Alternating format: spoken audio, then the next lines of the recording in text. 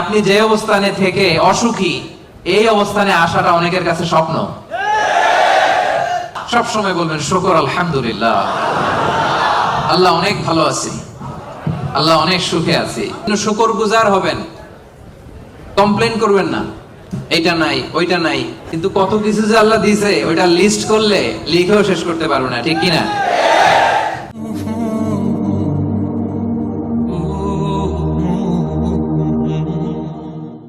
শুকরিয়া করলেই লাভ, ঠিক কিনা?